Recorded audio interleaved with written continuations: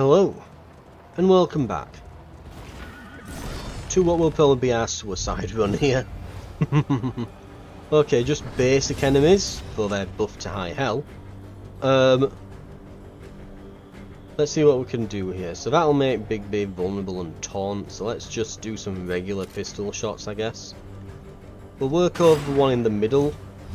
Wow, we hit absolutely ridiculously hard then.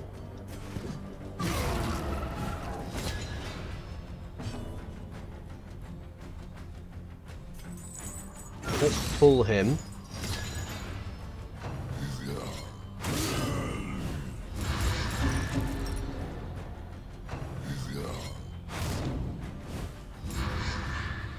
Did she like run away and hide?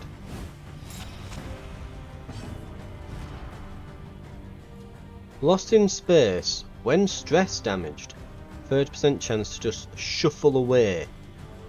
So she got slightly stressed out and just got lost in time and space. Okay. Have fun. This one's got combo on him, so yep, that should absolutely execute him. They're getting a bit antsy now.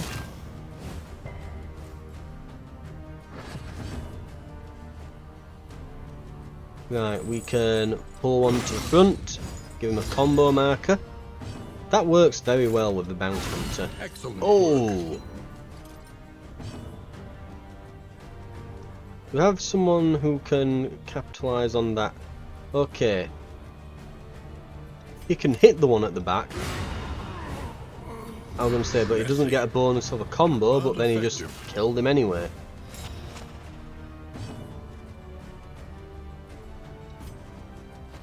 Shuffle forward slowly. We should have toe-to-toe available next time though, so she'll be able to move up with that.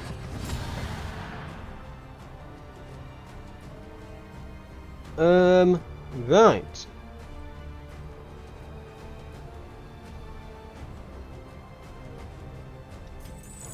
We'll just pull them to the fore, because we can't actually do any damage this turn.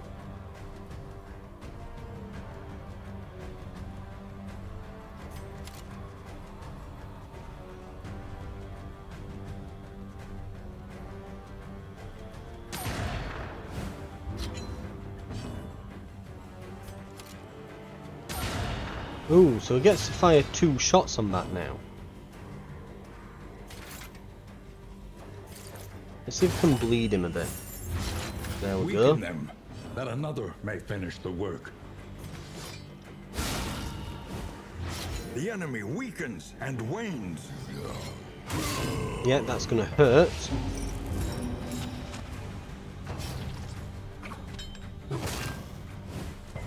Purely they're keeping going here because they went berserk last turn, rather annoyingly. But whatever.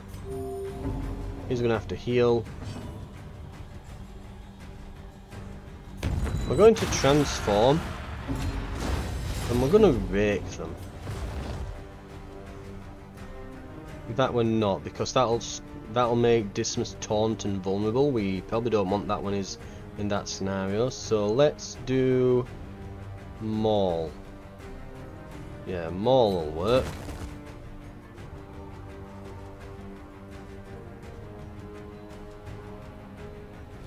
I hope we can kill this one, yeah. But he's vulnerable. Let's do collect bounty on him. Well done. Ooh.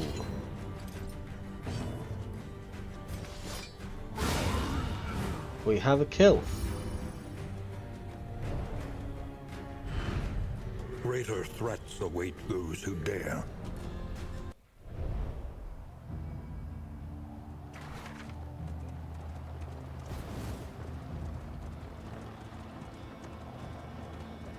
Another battle.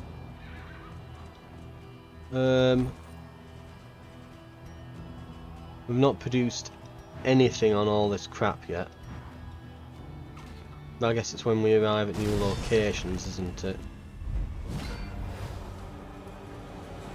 Right.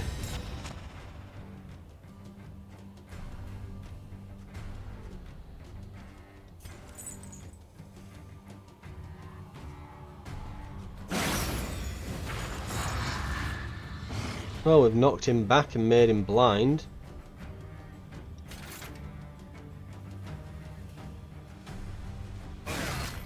Let's get the goat man. He goes berserk as people next to him get hit, so we'll make sure to kill him first.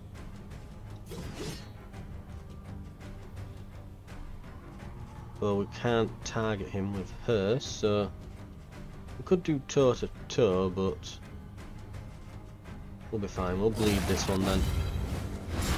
The fiend's strength dwindles. Okay. And if they survive,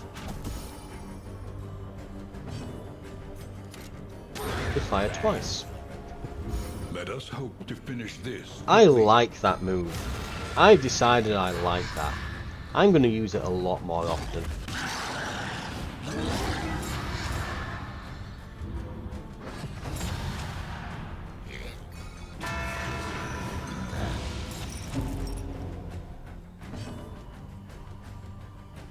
Okay.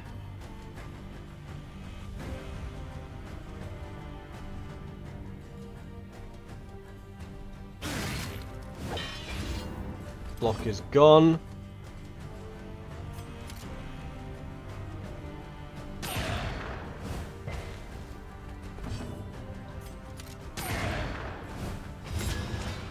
Oh, when he gets a combo.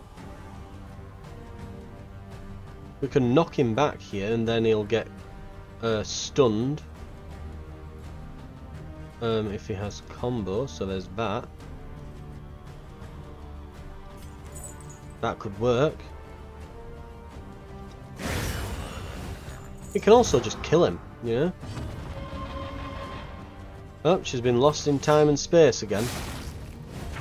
That should at least do some bleed, yep. And it'll hurt like hell. Lovely. We're still in good positions here.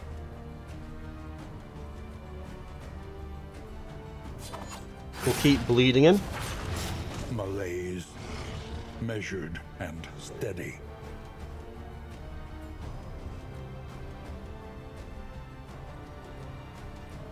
We'll not transform, but we might use well,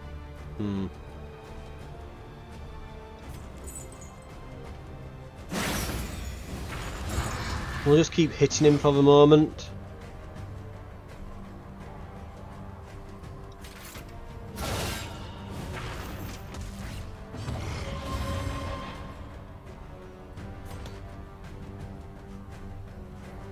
We're not going to kill him because of the death blow armor and things, so...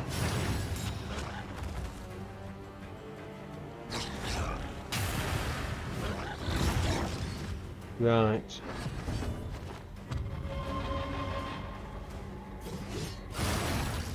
Get him.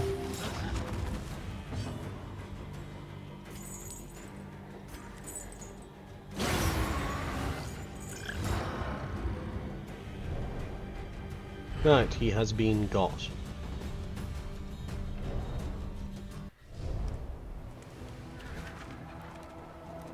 The final fight of the final area in our kingdom run.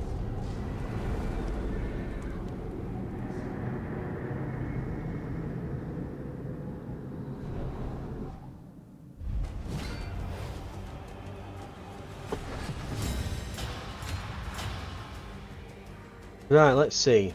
Meat Hook, Beastman. Speed 3, 240 health. He is basically immune to blight, highly resistant to burn and bleed, and stun and movement, and decently resistant to debuffs as well. So we would have been kind of screwed bringing the Plague Doctor anyway. Right, noted. What can we learn upon closer Bunch of inspection? moves. Death blow resistant. Meat Post. Observe Immune the to subject everything. carefully, and you will discover its weaknesses. 149 health. 75% chance to dodge the next attack. Next attack deals plus 50% damage. And he's got block. It's also round start, gain 3 positive tokens. When hit, remove 1 positive token. More likely to gain a damage boost and a crit boost in rank 1. More likely to gain blocking and dodge in rank 4.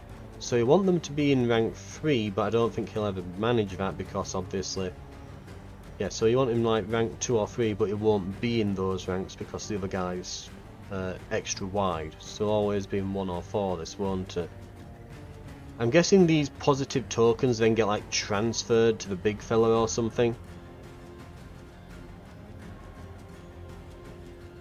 But I get the feeling that we probably want to attack this, right?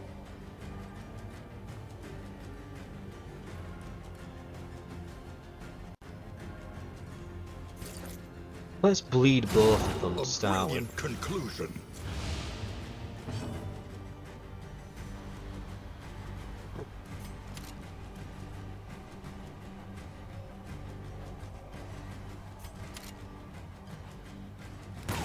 A miscalculation, perhaps.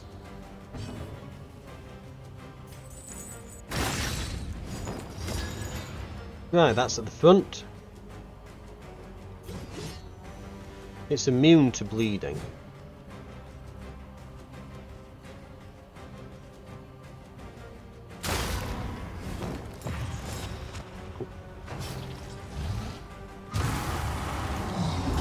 Malaise. Measured and steady. Holy Christ.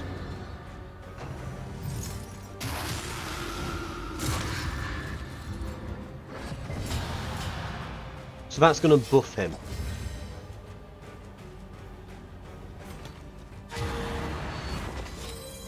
Every time he eats that, he goes... Oh god, he goes berserk. So we have to destroy this, don't we?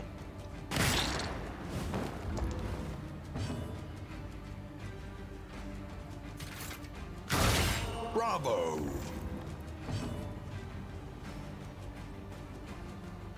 Can we even hit it?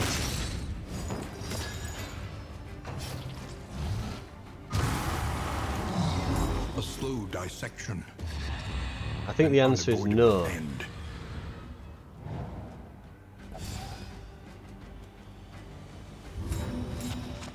Oh god, we're about to lose everyone in one go.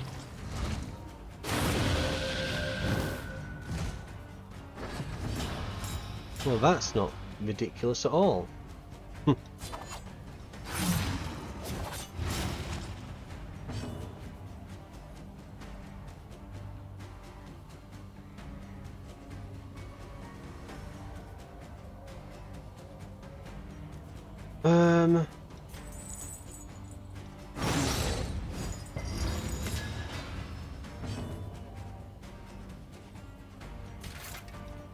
Big hit. Biggish hit.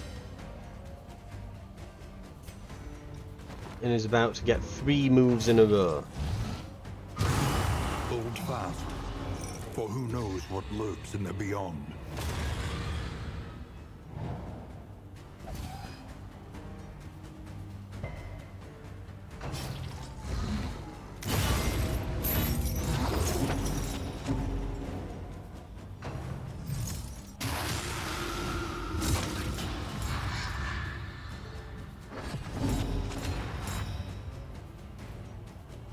Right.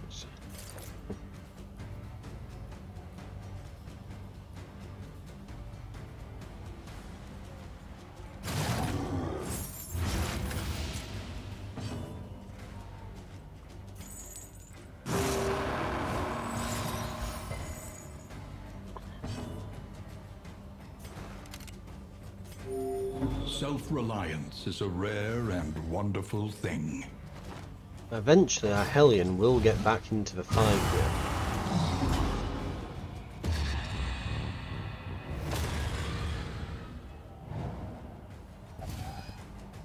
And one of them will get a good roll on these meltdowns. This is no time to falter. Or not.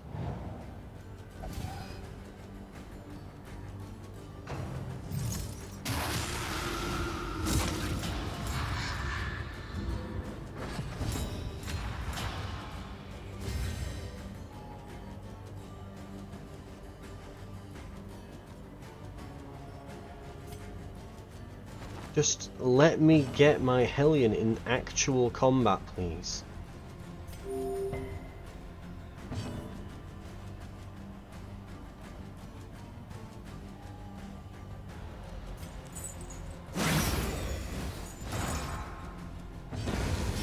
Every road. Right, must there goes end. one. Perhaps they have given their last. Of course, that's a reasonable thing to do, just hit for 40.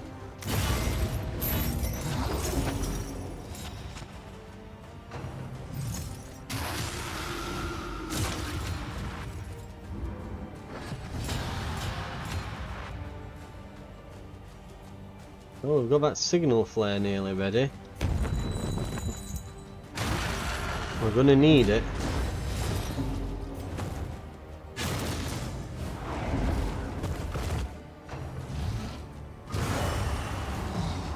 Double death Another blow. wound. Another loss. Right. Oh, I'm so tired. Let me just heal back to practically full. Lovely.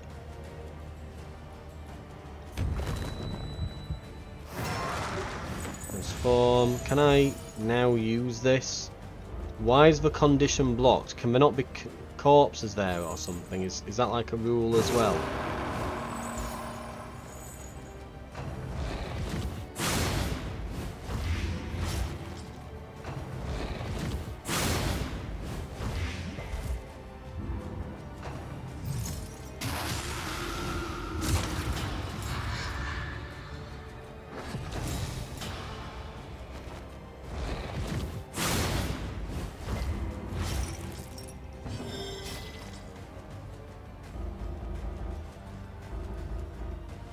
Why can I not? Ineffective in layers. Well, there goes that idea. Right, we're dead. We can't even hit him.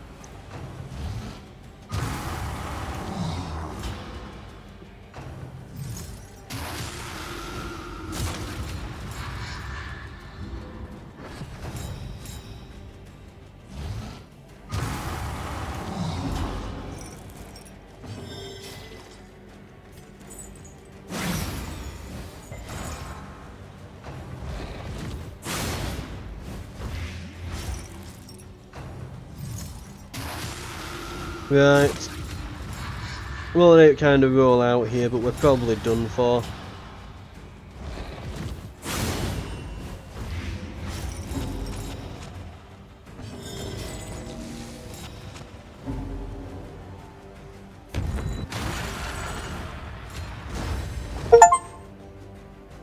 Okay. One last hit on him. Get him. Think. Oh, let me just heal back to full.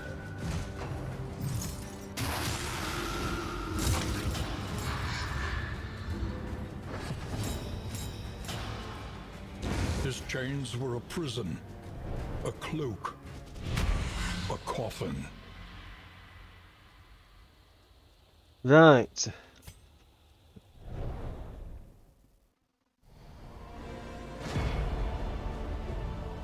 And then a bit of an anticlimactic end.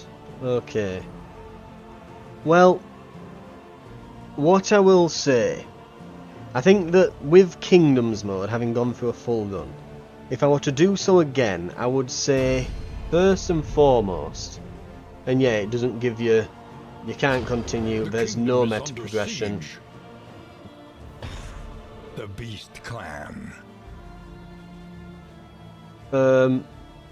I would say that you get the option for a smaller map, and I think that's probably going to be what I'll go for from now on, because you lose so much time in travel. I honestly think, looking back, that the difficulty of it does not come from the time constraints.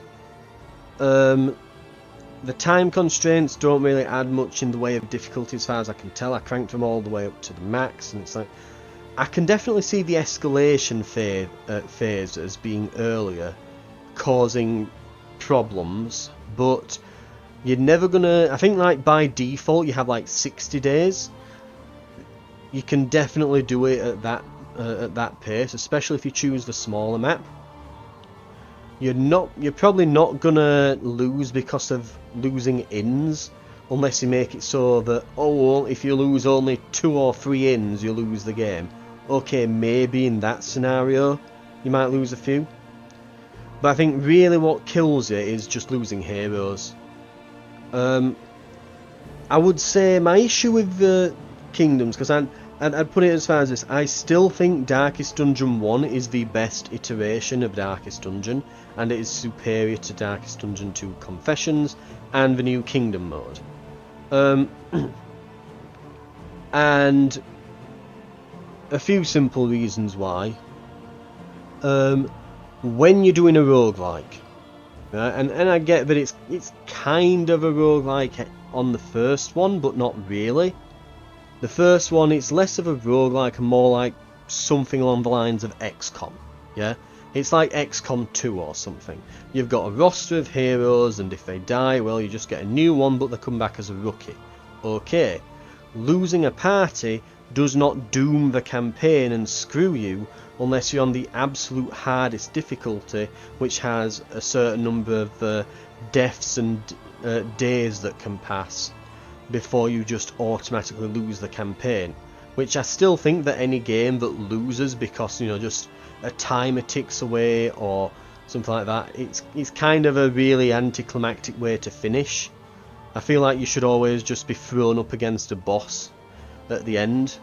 By all means, like, have the thing on a timer, but be like, oh, after, you know, 100 days the boss shows up in the town and you must face them or something. But the first one, it didn't do any time restraints on the default difficulties. It was just a case of go in and keep going in until you've got a good enough party to face the end, and losing people was just a setback.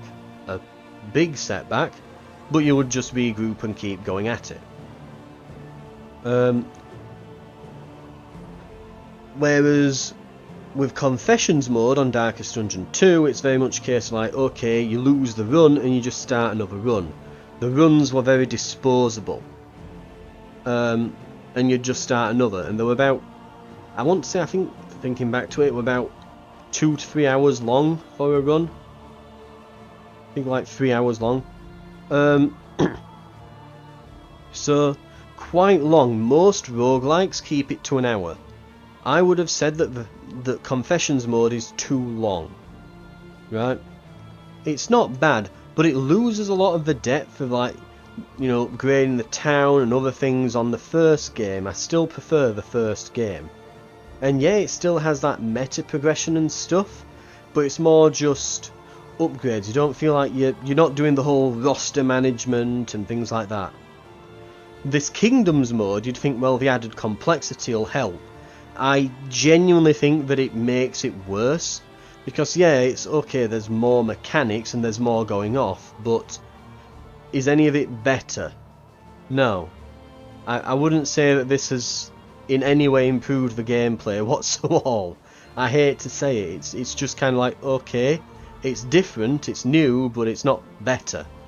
It's like a side grade, you know. It's because the issue that you have is, at least in Confessions mode, okay, you do a big 3 hour long roguelike campaign, but at the end of it you've got that meta progression. You go in next time and you can do it again and you're going to be stronger, right? You'll unlock more skills and hero paths as you go through, so you're constantly getting better, and you will eventually beat the game. You know, you're going to bolster yourself up so much that even like the hard mode becomes somewhat reasonable and can be done. The other benefit that it had is, okay, if you lose, well, you've lost a few hours worth of gameplay, probably an evening worth, right? I lost an evening worth of gameplay, oh boo-hoo. It's not the worst thing ever. Kingdoms mode is a problem. It's kind of pushing the extremes of these, like, it's taking the problem with it trying to be a roguelike and pushing it to an extreme. It's like, okay, it's this one and done run thing where, okay, once everyone's dead you're done and it's permadeath and roguelike, and yeah, except it's like 15 hours long. So if you lose, and then there's no meta progression. There's no meta progression whatsoever. From the perspective of, is it a good roguelike? Absolutely fucking not. It is abysmal. Right? A good roguelike, you want to keep it, because the idea is they're repeatable, but you're designed to fail. They're designed so that you will fail. Most people who start on, say, Binding of Isaac, a classic example of a roguelike, you'll lose. You'll lose before you even hit the first major boss. You know, you'll probably make it through like the first few floors or something, but as soon as you get to fight Mom, you will probably die. Right? So you won't beat the game, but you'll unlock new characters and new items, and you'll keep doing so until you eventually push through. You can't do that here.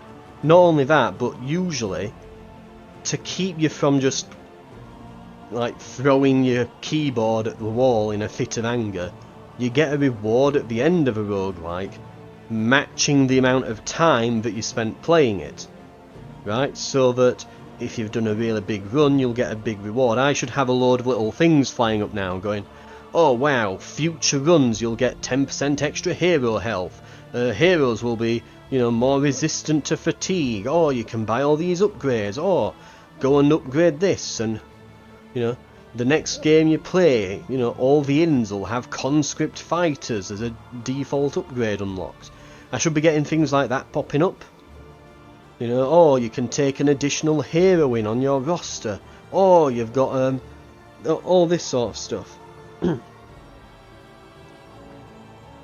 And I'm just not getting it at all. Like, there's nothing. There's no meta progression for a game that can take like 10 to 15 hours to do a run. There should be something, and there's nothing. And not only that, but it is blisteringly hard. And not hard in a good way. It's hard in a, you know, cross your fingers and hope kind of way. And again, it's still got... These were issues on Darkest Dungeon 2 and 1 in many cases. There were issues, but they become more prominent when your run can just... Like a 15-hour run can just get destroyed on a bad roll. Like, it should not be balanced that way at all. You hit escalation 3, the enemy damage just gets ramped up, which, by the way, is personally the worst way I think you can do damage in a game, is to just keep cranking up the numbers. Like, the enemy's health and damage is just going up and up and up, and outside of trinkets I can't increase mine. Right? There's like a few upgrades I can do at the Mastery Trainer, but it doesn't do all that much. You know, again, this is where some kind of meta progression, where it's like, you know, oh, you've upgraded the, you know, the Kingdom's Gymnasium or something. Whatever dumb fluff thing you have to put in, you know. I've upgraded the Kingdom's arena, you know, a gladiatorial arena, and now all of my heroes get plus 10% health at the start. And I can keep cranking into that till I've got like, you know, an extra 100% health or something ridiculous. I should be able to do something like that. You know, and for a massive long game, yeah, I should have plenty of that I can do, but... And I think that's it, and again, that it's the worst way to do... it's the worst way to do difficulty, to just keep cranking up the numbers. So, yeah, I'm a bit disappointed in it. I'll probably not be playing it again. It's cute, but I would still say that the first game, the way that they were doing things then, is still better than Darkest Dungeon 2's Confessions mode, which is better than Kingdoms. This is new and cute, but it's not fun. Like, I don't want to play now. If I've played it for like 15 hours just to get curb stomped, because at one point one guy got a crit on my Plague Doctor, and then they got to kill him before I could act and stop them, because it just rolled the turn order wrong when it rolls the turn order in the next turn, which that's another thing. Like, it rolls turn order and it's like based on speed, but there's still like, just because you've got the highest speed doesn't mean you're guaranteed to go first, and there's buffs and debuffs and other things, and so you don't know who's going to do what in what order until you get to the next turn. So it's a bit... I honestly dislike the turn order system. I would much rather just have a bloody, like, just let me have my turn and then do the enemy's turn. Like, all my heroes go, then all the enemies go, and just do it like that. It'd be so much simpler. Because the way it's doing now, it's just obfuscating things behind layers of various stats, and it's not a very good way of doing it. And I still think, to this day, the best turn-based combat game I have ever played, like the best game with turn-based combat ever, is still XCOM 2 to this day. I will etch that onto my tombstone. XCOM 2 was best. And I understand that, yeah, that's like in a 3D environment and there's like verticality to it and all that stuff, but never at any point in XCOM 2, because I have my entire turn and then the enemy has theirs, because it gives you so many different options and skills and other things you can do and things at the base and loads of choices, even when a character dies, I never find myself saying, that was the game's fault, not mine. And I think that's the key thing I would say there. Whereas with Darkest Dungeon, I oftentimes find myself going, oh, I rolled a 1 instead of like a 3 that I needed and thus died. You know, it feels like I'm playing a tabletop game where you're kind of crossing your fingers that you don't die horribly. And I think that's the problem that I have with it, and it feels very unfair, and it feels worse when again you've got these really long runs with no meta progression that you can lose because of a bad dice roll. Anyway, that's Kingdoms. All these episodes should probably take me, looking at the date and how many I've got on the backlog, because I've filmed these all back to back over a few days. So it will probably take me well into March, I would guess, before this is over. So I'm guessing at this point by now on the channel there should be a fair bit of Monster Hunter, and there should have been the Steam Next Fest for the end of February up. Feel free to give us a watch. Coming up will probably be more Monster Hunter, because I'm assuming at this point I'm literally like just absolutely well into that game. I'll have sunk my teeth straight into it, and I'll probably be playing that through the entirety of March. And then at the end of that, I think it's Atomfall, so that'll probably be coming up on the channel in a week, in a few weeks, as I'll be getting it on the Game Pass. So if you're looking for something to watch, that'll be all available on the channel. Thank you very much for watching though. I hope it wasn't too bad of a disappointment that we didn't get to win, but we did get to see the end, and the end boss as well, I might add. I think even with a fully done up, fully equipped mega party, given his huge amount of resistances, which I will point this out as well, by the way, in the game. A lot of the damage that you deal that is damage over time effects, they often, when upgraded, get like resistance piercing for that specific status effect.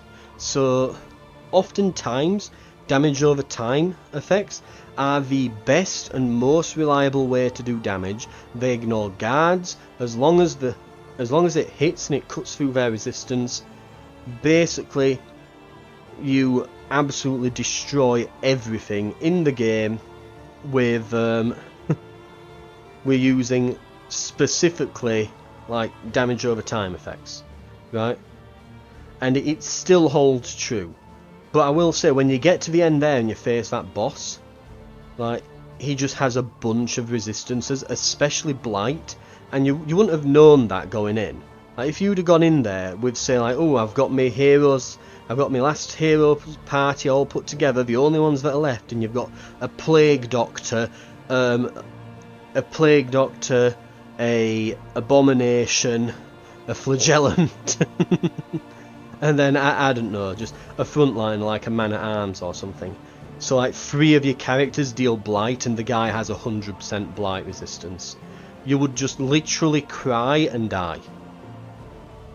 And again, it's the problem sometimes when you've got these gimmick bosses, where it's like, oh yes, this boss is just straight up immune to this one thing. If you happen to have built your characters around that, then you're dead. Straight up, you wouldn't have known, you couldn't have guessed. Bad luck. Try again in another 15-hour run. Have fun. Or, yeah, or even worse, you just go in and that gimmick, like that meat bag, I think you can't actually damage it. Like, I don't think we were hitting it, it just moves it around. I think all you do is move it around to change what buffs he gets. But it doesn't matter, he moves 3 times in a turn and can insta-kill you.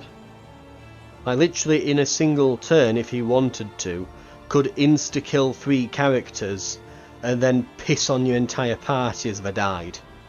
It'd probably inflict blight if he did that and all. But, yeah,